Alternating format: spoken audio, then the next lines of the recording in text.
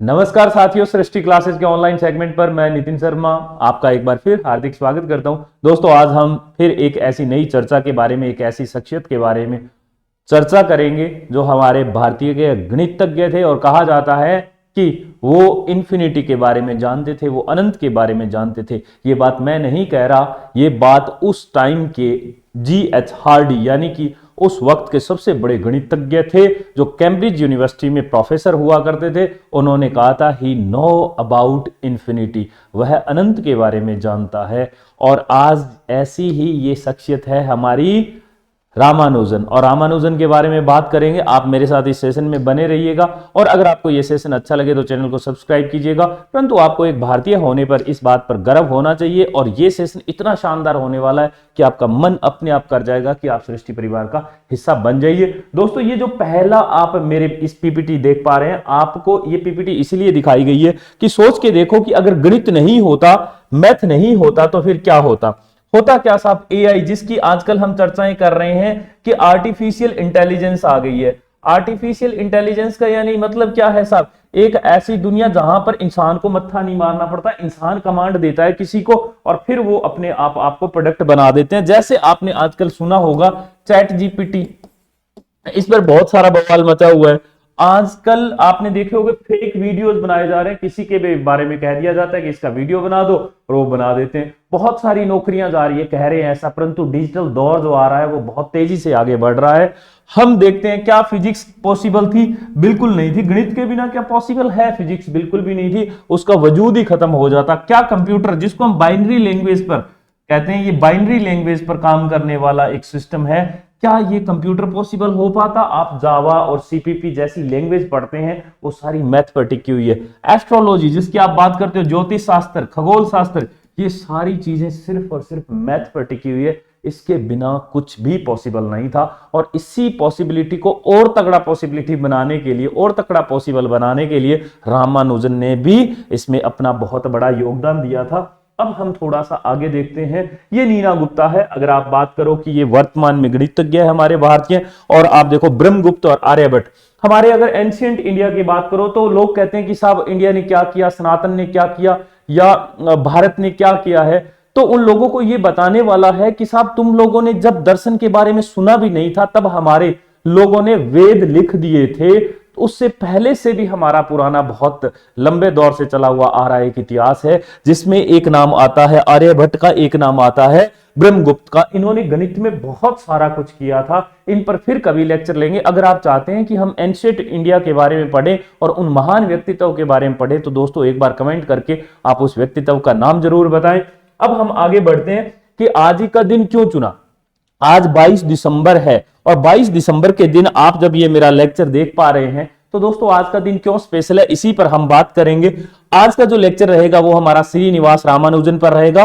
और भारत में ऐसी ही गरीबी से उम्र भर जूझते रहे, परंतु कुछ फॉर्मूलाज देंगे जो पूरी कहते हैं कि सब कायनात को हिलाकर चले गए। रामानुजन इतने गरीब घर से थे कि उनके पेट में सिर्फ आधा खाना जाता था, और वो भी इसीलिए खाना बेचते थे कि उनका दिमाग जिंदा रहे, और दिमाग जिंदा रहे तो वो इक्वेशनें बना पाए। आप जैसे जैसे आगे बढ़ोगे आपको इसमें और इंटरेस्ट आता जाएगा कि कैसे एक गरीबी में जूझता हुआ बालक, जिसको मैथ के अलावा कुछ भी नहीं नजर आ रहा था, जिसके सारे भाई बहन सारे के सारे एक गंभीर बीमारी के कारण इस दुनिया को छोड़कर चले गए थे, उनके बाद में भी पैदा होने वाले उसके भाई बहन एक गंभीर बीमारी के चलते इस दुनिया को रुखसत कह गए थे और चले गए थे। सिर्फ एक बालक बचा था, और वो कहता था कि मेरी देवी माँ मेरे सपने में आती है और वो इक्वेशन बना के चली जाती है। उनका ये ऑन रिकॉर्ड इंटरव्यू है जिसमें ये बोला गया उनके द्वारा। वो कहता मुझे कुछ नहीं पता, मैं नहीं जानता। उसकी आस्था का केंद्र उसकी माँ काली, उसकी माँ देवी थी, जिसमें वो इतनी आस्था रखता था। और लोग कहते हैं कि साहब हिंदू धर्म में है क्या, सिर्फ और सिर्फ एक पूजा पद्धति है और एक मूर्ति पूजा है। नहीं, ऐसा नहीं है। बिल्कुल आस्था का केंद्र होना चाहिए, स्वरूप होना चाहिए। रामानुजन जैसे भक्त आगे चलकर बहुत बड़े मैथमेटिशियन कहलाए जाते हैं, और इनके द्वारा जो रची गई रचनाएं होती है, इनके द्वारा जो थ्योरम होती है, वो इस कदर आगे चलकर हमारे पूरे विश्व में काम आती है, जहां से हम चंद्रयान तक भेज देते हैं, नासा तक आगे चलकर अपने अपने सैटेलाइट ऊपर भेजता है। दोस्तों अब हम इनका थोड़ा सा परिचय देखते हैं। आप पूरे विश्व में देखोगे तो आप 14 मार्च को, पूरे विश्व में अगर बात करोगे तो दोस्तों आप 14 मार्च को वर्ल्ड मैथ डे, यानी कि ये आप अंतरराष्ट्रीय गणित दिवस के रूप में मनाया जाता है, इंटरनेशनल मैथमेटिक्स डे। और अगर आप दूसरी तरफ देखोगे तो आपको मिलेगा 22 दिसंबर यानी आज ही के दिन नेशनल मैथमेटिक्स डे, यानी कि भारत का राष्ट्रीय गणित दिवस जो है वो आज ही के दिन है। और इसी पर हम ये स्पेशल चर्चा लेकर हाजिर हुए हैं। हम थोड़ा सा इनके बारे में जानते हैं। दोस्तों, मैंने ये वर्ल्ड का मैप इसीलिए लगाया कि सोच के देखो कि अगर हमारे रामानुजन नहीं होते तो ये विश्व का जो मैप है ये कैसा दिख रहा होता। बिल्कुल जैसा है वैसा ही दिख रहा होता, परंतु क्या एक देश से दूसरे देश की कनेक्टिविटी कुछ इस कदर होती जैसा आज है? बिल्कुल दुरुस्त ढंग से होती, परंतु जैसा आज है वैसी नहीं होती। कई बार हमें लगता है, क्योंकि एक फिलोसफी जैसा कि कहती है, दर्शन शास्त्र कहता है, अद्वैत वेदांत की ये सब जो है माया है, हम किसी ईश्वर के सपने में बैठे और जो घटित हो रहा है वो बिल्कुल हो रहा है। बिल्कुल बात ठीक है, परंतु इससे इतर जाके अगर हम थोड़ा सा सोचें कि अगर महान गणितज्ञ नहीं होते तो जैसा ये विश्व का स्वरूप है, हम लोगों की जो आप मुझे YouTube के जरिए सुन पा रहे हैं, शायद हम किसी और माध्यम से एक दूसरे से जुड़े होते, शायद ये कैमरा इजाद नहीं होता, ये कंप्यूटर इजाद नहीं होता, कुछ और चीजें बनी होती, परंतु कुछ इस तरह से इतनी खूबसूरत दुनिया नहीं होती। इसलिए आज की जो है हमारी चर्चा थोड़ी स्पेशल हो जाती है। अब हम आगे बढ़ते हैं। श्रीनिवास अयंगर रामानुजन जो थे, इनका जन्म जो 22 दिसंबर 1887 को हुआ था, इरोड नामक जगह, एक थाना जावूर जिले में, तमिलनाडु के। इनके पिता श्रीनिवास अयंगर है, यानी कि इनका नाम जो है रामानुजन था। इनके पिता का नाम आगे लगता है इनके नाम में।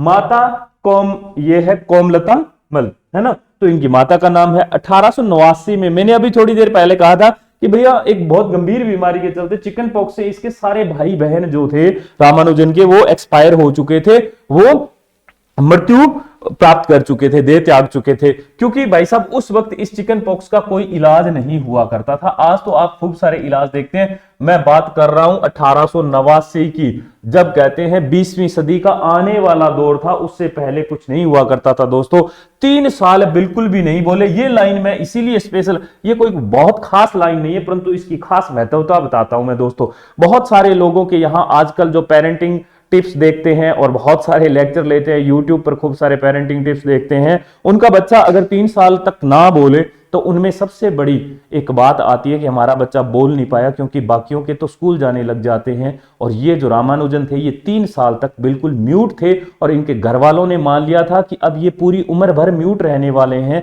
ये अब कभी नहीं बोलने वाले। परंतु आगे चलकर रामानुजन ने जो कारनामे किए, उससे पूरे विश्व में उनकी जुबान क्या, उनकी जो प्रकाशमयी जो सोच थी वो पहुंचा दी गई। और आज भी हम पढ़ रहे हैं और आगे हजारों करोड़ों सालों तक उनकी मैथ को याद रखा जाएगा, उसके बगैर सब अधूरा हो जाना है। तो मैं उन सभी पेरेंट्स को एक गुजारिश कर रहा हूं कि आप कभी भी अपने बालक को इस तरह जज मत करना कि वो बोल नहीं पा रहा है, वो हंस नहीं पा रहा है, वो दौड़ नहीं पा रहा है, वो आंख मूंद के रहता है, वो बड़ी नाक का है, छोटे होठ का है। ऐसा कोई कुछ नहीं है इस दुनिया में। जो ईश्वर ने बनाया वो सबसे खूबसूरत तोहफा इंसान है, आपका बालक है। उस पर विश्वास करें और उसे कभी ये मत कहें कि तू ये काम नहीं कर सकता क्योंकि तुझे बोलना नहीं आता, क्योंकि तू लड़खड़ा के चलता है, क्योंकि तू हकला के बोलता है। कुछ नहीं है, ये दुनियादारी है। विश्वास रखो, सब ठीक होने वाला है। 10 साल की उम्र में प्राथमिक शिक्षा स्तर पर जिला टॉप कर दिया था इन्होंने। जिला मुख्यालय कुंभकोणम टाउन हाई स्कूल की स्टडी शुरू कर दी इन्होंने उसके बाद, और मैथ की काबिलियत का सबको इनका अंदाजा होने लग गया था। अब सुनो, अब इंटरेस्टिंग थिंग्स आएगी आपके सामने। आप कहोगे सर बिल्कुल कैसे? जिस पेपर को सॉल्व करने में, हल करने में सामान्यतः 3 घंटे लगते थे, भाई साहब उसको बस यूं मान के चलो कि 30 मिनट बहुत मुश्किल से लगाते थे। 30 मिनट तो लास्ट थी। 3 घंटे वाले पेपर को 30 मिनट में निपटा दिया करते थे और कहते थे मास्टर साहब ये पकड़ो पेपर, बाकी का बोले कि साहब देखो ऐसा है, ना हमें बायोलॉजी आती, ना हमें फिजिक्स आती, ना केमिस्ट्री, और ना हमें ह्यूमैनिटीज, चाहे वो इतिहास हो, कला हो, संस्कृति हो, कुछ नहीं आता। एक बार इनके एक टीचर ने इनसे पेपर लिया और बायोलॉजी का डाइजेस्टिव सिस्टम के बारे में वो पेपर था, तो उसमें इन्होंने लिख दिया कि देखो ऐसा है कि ये जो आपका प्रश्न पत्र है ये मेरे पाचन तंत्र के समक्ष नहीं है, यानी कि ये मेरे पच नहीं रहा है, इसीलिए मुझे माफ कर दें। यानी कि जो आपका ये डाइजेस्टिव सिस्टम है, ये पाचन तंत्र है, ये मेरे पचाने वाला काम नहीं है। मुझे सिर्फ प्यार और मोहब्बत जो है वो मेरी मां गणित से है। और बस ऐसे ही चलते रहे जीवन भर। और परंतु इनकी गरीबी के दिन कभी नहीं टूटे थे। कहते हैं साथ ही नहीं छोड़ा गरीबी के दिनों ने, बस जूझते रहे। कभी क्लर्क की जॉब की तो कभी कहीं, क्योंकि इनके पास 12वीं क्लास नहीं पास कर पाए थे। 12वीं क्लास यानी क्यों? क्योंकि सिर्फ ये मैथ में टॉप कर जाते थे, 100 में से 101 तो आने से रहे, 100 में से 100 आ जाते, बाकी सब्जेक्ट में फेल हो जाते थे। तो जिसको कहते हैं ना फॉर्मल डिग्री, जो आजकल आप बीए की और जो कुछ भी डिग्रियां करते हैं, फॉर्मल डिग्री नहीं थी, इसके बिना नौकरी मिल पाना संभव नहीं था। आज के जमाने में भी बहुत मुश्किल हो जाता, जाते ही वो पहले कहते हैं भाई साहब किया क्या, टैलेंट की कदर नहीं है, किया क्या हुआ आपका, दिखाओ एमबीए किया हुआ है, ठीक है आ जाओ, भले ही उसमें कुछ हो ना हो, परंतु ये फॉर्मल डिग्री का आज भी कहीं ना कहीं थोड़ा बहुत रोल प्ले चलता है। जिस सवाल को बड़े बड़े प्रोफेसर स्टेप बाय स्टेप करते रहे, रामानुजन उनका डायरेक्ट उत्तर देता। कैसे देता था भाई साहब? ऐसी बहुत सारी ऐसी इक्वेशन थी जहां पर लोग स्टेप बाय स्टेप चलते थे कि भैया इस तरफ हमने x को स्क्वायर किया, उस तरफ y को स्क्वायर किया, इधर ये करा उधर वो करा, बराबर लगा लगा के, और रामानुजन इक्वेशन को देखते ही उसका आंसर दे देते थे।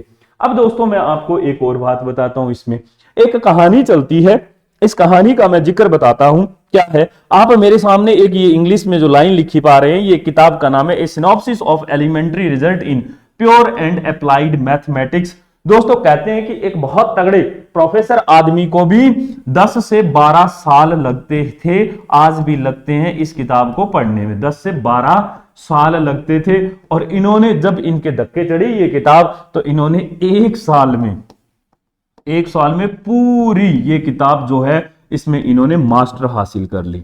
और ये मास्टर हासिल, इसमें 5000 से भी ज्यादा थ्योरम थी, 5000 से भी ज्यादा थ्योरम थी। दोस्तों सोच के देखो कि कैसे इन्होंने इसमें मास्टर हासिल की। मास्टर हासिल करने का मैं आपको मतलब बताता हूं दोस्तों, जब कोई आदमी किसी चीज में मास्टर हासिल करता है तो 1 से 2 3 मान लो 500 पेज तक गया, तो उससे पहले पे पूछ लो, तीसरे पे पूछ लो, इसकी जितनी सारी थ्योरम है उसको आगे पीछे उल्टा सीधा ऊपर नीचे कैसे ही पूछ लो वो सब बता देता, रट्टा नहीं मारता वो आदमी, उसमें मास्टर हासिल कर लेता है, एक एक चीज को वो बारीकी से याद कर लेता है। ऐसे थे हमारे रामानुजन, और यहीं से इनको मैथ से मोहब्बत होने लगी थी 12 साल की उम्र में। और इसी किताब को पढ़ने के बाद जो है इन्होंने अर्थमेटिक, जियोमेट्रिक और क्यूबिक इक्वेशन जैसी ये है गणित को आगे बढ़ाया था। 16 साल की उम्र में क्वाड्रेटिक इक्वेशन सोल्व, द्विघात समीकरण जिसको हिंदी में कहते हैं, करने का नया मेथड भी निकाल दिया था। मैथमेटिक्स में इनाम भी जीता, कुंभकोणम सरकारी कॉलेज में इन्होंने महाविद्यालय में स्कॉलर किया, 11वीं में सिर्फ गणित को छोड़कर बाकी सब विषयों में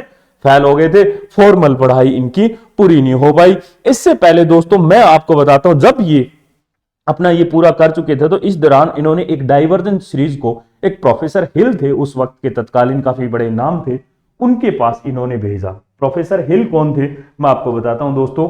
प्रोफेसर हिल नाम के एक प्रोफेसर थे, उनके पास इन्होंने एक डाइवर्जेंट सीरीज भेजी। डाइवर्जेंट सीरीज यानी 1 + 2 + 3 + 4 dash dash dash is equal to, mostly लोग जवाब देते हैं कि इंफिनिटी। इन्होंने कहा नहीं भाई साहब इंफिनिटी नहीं होगा इसका जवाब मैं आपको बता देता हूं, इसका जवाब होगा -1/12। और जब इन्होंने प्रोफेसर हिल को भेजा तो एक बार तो उनके होश उड़ गए। बाद में उन्होंने कहा कि देखो रामानुजन एक बहुत इंटेलिजेंट आदमी है, परंतु उन्हें डाइवर्जेंट सीरीज में नहीं घुसना चाहिए। अगर आपने 12वीं किया हुआ तो आपको समझ आ जाएगा, बाकी 10वीं में आपने ऐसी समीकरणें जरूर देखी होगी। कुछ ऐसा था जो इन्फिनिटी पर जाने वाला था, परंतु वो आदमी जानता था उसका भी जवाब क्या है। अब हुआ ये कि इनकी बहुत सारी इक्वेशनें इकट्ठा होना शुरू हो गई। तब इन्हें लगा कि तुम्हारे जो मैथमेटिक्स का जो काम है ये तुम्हारे ठीक ढंग से काम नहीं आएगा, तो ये चेन्नई चले गए थे। और चेन्नई के जो एक वहां पर विक्टोरिया एक स्टूडेंट हॉस्टल था, उस विक्टोरिया स्टूडेंट हॉस्टल वो कैम्ब्रिज यूनिवर्सिटी के हॉस्टल की तर्ज पे बना हुआ था। और वहां पर हर एक कमरे में जा जाके ये दरवाजा खटखटाते थे इस तरह कि भाई साहब किसी को मैथ पढ़ना है, ट्यूशन पढ़ना है, मैथ पढ़ना है, ट्यूशन पढ़ना है, इस तरह से अपना वो खर्च निकालते थे। और इस तरह से धीरे धीरे वो आगे बढ़े। तो वहीं पर एक प्रोफेसर थे अय्यर। मैं दोस्तों एक और किस्सा सुनाता हूं। प्रोफेसर अय्यर की मदद से इन्होंने क्या किया था, इन्होंने प्रोफेसर अय्यर की मदद से उस वक्त के कैम्ब्रिज के एक प्रोफेसर थे जिनका नाम था G.H. हार्डी। ये बहुत बड़े गणितज्ञ थे, इनको रामानुजन का गुरु कहा जा सकता है। अगर बात करो तो ये वो जौहरी थे जिनको हीरे की पहचान थी, और वो हीरा था हमारा रामानुजन। और ये जो हार्डी थे, इस अय्यर की मदद से इस हार्डी को इन्होंने खत लिखा और उसमें बहुत सारी इक्वेशनें लिख के भेज दी। और उनके पास वो इतने बड़े कैम्ब्रिज के प्रोफेसर थे, हर रोज ना जाने कितने खत आते थे। परंतु जब उन्होंने इस खत को पढ़ा तो मैं आपको एक ऑन रिकॉर्ड उनका एक बयान है वो दिखाता हूं। हार्डी ने क्या देखा कि जब उन्होंने खत पढ़ा तो रामानुजन ने अब ये जीएच हार्डी कह रहे हैं रामानुजन ने खत में करीब 120 इक्वेशन लिखी थी, उनकी अंतिम 3 थ्योरम ने मुझे उस दिन पूरी तरह चौंका दिया था। मुझे समझ नहीं आ रहा था कि ये क्या है, मैंने ऐसा पहले कभी नहीं देखा था, मुझे लगा यह गलत है। बाद में मुझे एहसास हुआ कि ये जरूर सही होगी, क्योंकि ये ऐसी इक्वेशन थी जिनकी यूं ही कल्पना कर लेना संभव नहीं था। उस वक्त कैम्ब्रिज के प्रोफेसर जीएच हार्डी ने उनके बारे में बोला। अब सुनो कहानी क्या थी, क्योंकि वो आधुनिक मैथ के इतने जानकार नहीं थे। कौन? हमारे रामानुजन। वो तो बिल्कुल जो एक बेसिक मैथ थी उसको उठाकर ऊपर तक ले जाने वाले थे, परंतु आधुनिक मैथ का एक प्रॉब्लम था, वो सबूत मांगती थी, साबित करना मांगती थी। आप आजकल के बालक लिखते हैं ना, लास्ट में हैंस प्रूव लिखते हैं कि साहब हमने इसको प्रूव कर दिया है, वैसे वो प्रूव करना मांगते थे और ये सीधा सॉल्यूशन पे पहुंच जाते थे भाई साहब। तब इनके पास जो खत आया, तो मैं आपको बताता हूं कि इस खत में इन्होंने जो जवाब दिया जीएच हार्डी को रामानुजन ने, वो देखो कितना प्यारा जवाब मिला। अगर मैं अपने तरीके आपको बताऊंगा तो आपको उन पर विश्वास नहीं होगा। मैं आपसे केवल इतना कह सकता हूं, मैंने जो थ्योरम इजाद की है आप उन्हें वेरीफाई कर लीजिए। अगर वो आपके तरीकों से प्रूव हो जाती है तो आपको कम से कम इतना मानना होगा कि मेरे तरीके में कुछ तो सही है। इस वक्त मैं बस इतना चाहता हूं कि आपके कद का गणितज्ञ मुझे इतना बताए कि मैं किसी लायक हूं कि नहीं।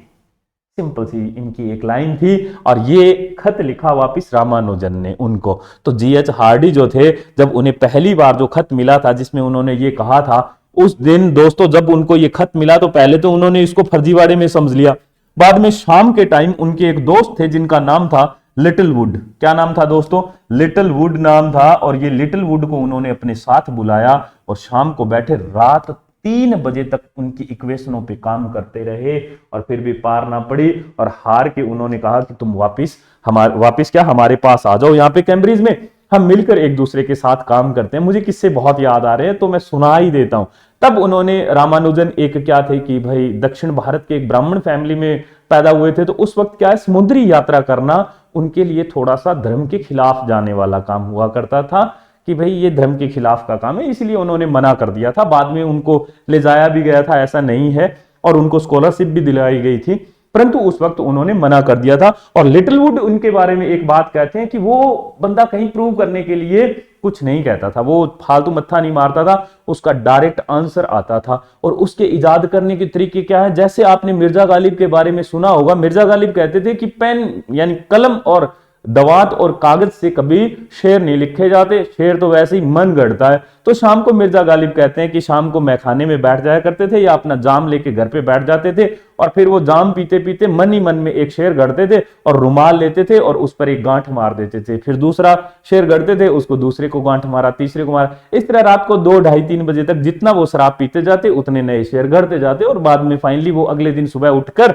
पहली गांठ खोलते और वो शेर लिख देते, फिर दूसरी गांठ खोलते, फिर अगला लिख देते। इस तरह से उन्होंने हजारों ऐसी गजलें लिख दी। सेम वैसा ही काम रामानुजन का हुआ करता था। रामानुजन ये कहते थे कि मैं रात को खूब सारी गणित पढ़ता रहता था, मुझे नहीं पता होता था कि मैं क्या पढ़ रहा हूं। आखिरकार थक हार के 3 बजे मुझे नींद आ जाती थी और सुबह उठ के मैं उन थ्योरम का सीधा आंसर लिख देता था। रात को मेरी माँ मेरे सपनों में आती थी, जो मुझे अपने हाथों में खिलाती थी, और मुझसे वो सारे आंसर बह निकले। रामानुजन के एक इंटरव्यू में ऐसा भी कहा गया है, मैंने सदगुरु को सुना था, उन्होंने बताया था कि रामानुजन जब अपनी लास्ट अंतिम सांसों पे थे दोस्तों, तब उनसे पूछा गया था कि आपने इतनी सारी थ्योरम कैसे इजाद कर दी। तब रामानुजन ने कहा था कि मैंने कोई थ्योरम इजाद नहीं की है, मेरे सपनों में मेरी माँ काली यानी मेरी माँ देवी आती थी, जिन देवी की वो पूजा करते थे, और बस उनके साथ जो मेरा प्रेम था, उनसे जो मेरा मोहब्बत थी मेरी माँ से, उस प्रेम का जब मेरा गड़वी भर जाता था, मेरा लोटा भर जाता था, तो फिर जो बाकी का बचा हुआ प्रेम जो गिरता था उससे इक्वेशनें बनती रहती थी, और वही प्रेम था जो इक्वेशनों का था। मैं पूरा गड़वी कभी खाली कर ही नहीं पाया। अगर वो पूरा लोटा खाली हो जाता, वो बर्तन खाली हो जाता, तो सोच के देखो कि ये थ्योरम कितनी सारी नई इजाद हो जाती, ऐसा उनका कहना था। अब इनका जो अंत है वो भी बहुत बुरा हुआ, क्योंकि ये दूसरे विश्व युद्ध के दौरान हार्डी जो थे वो सेना में जा मिले थे, और वो वहां पर लंदन में काफी टाइम फंसे रहे, काफी बीमार भी रहे। तो दोस्तों अब हम उनके अंतिम जो है उसके चरण की बात करते हैं, और फिर आपसे हम खुद विदाई चाहते हैं। 1905 में जब मद्रास गए और पचियापा कॉलेज से जुड़े और फिर भी गणित को छोड़कर बाकी में फेल हो गए। बाद में ये फॉर्मल पढ़ाई छोड़ दी। हालांकि उनको वहां पे कैम्ब्रिज में भी खूब सारे ऐसे फेलोशिप तक भी नवाज दिया गया था। पेपर पेन के लिए पैसा नहीं था, स्लेट और चौक से ये अध्ययन करते रहते थे, गरीबी में जिए, ये बिल्कुल बहुत गरीबी में जिए। तपेदिक से पीड़ित होने के बाद 32 वर्ष की आयु में 26 अप्रैल 1920 को रामानुजन की मृत्यु हो गई और जाते जाते हमें 3900 के आसपास, कहते हैं साहब कितना, 3900 थ्योरम दे गए थे गणित की। कई रिकॉर्ड में तो 3000 प्लस बताया जा रहा है, कहीं आंकड़े में 3900 बताया गया है। 3900 थ्योरम गणित की दे गए थे। ये थे एक गरीब परिवार में पैदा हुए तमिल के ब्राह्मण फैमिली के एक बेटे की, एक सनातनी की, एक भारतीय की, एक इंडियन की कहानी, जिसने पूरे विश्व में हमारा जो है वो ध्वज बिल्कुल फहरा दिया था। और आज भी उनकी इक्वेशन पे नासा काम करता है, आज भी उनकी इक्वेशन पे बड़े बड़े गणितज्ञ काम करते हैं और वो कहते हैं कि साहब मेरी तो कोई थ्योरम थी नहीं, ये तो मेरी माँ देवी की थ्योरम थी और ये मेरी माँ देवी के प्रति मेरा प्रेम था। बहुत बहुत शुक्रिया, आपने मुझे इतना बड़ा गौर से सुना और मुझे पूरी उम्मीद है दोस्तों यह सेशन आपको बहुत अच्छा लगा होगा, बहुत प्यारा लगा होगा। आप हमारा ये चैनल जो है जाने से पहले एक बार सब्सक्राइब करके जरूर जाओगे, इससे मेरा हौसला बना रहता है। इसलिए हर रोज एक दो नए वीडियो में लाता रहूंगा। आगे भी आप जिस टॉपिक पर चाहते हैं कि इस टॉपिक पर नया वीडियो बनाया जाए, कमेंट बॉक्स में कमेंट जरूर करना। बहुत बहुत शुक्रिया।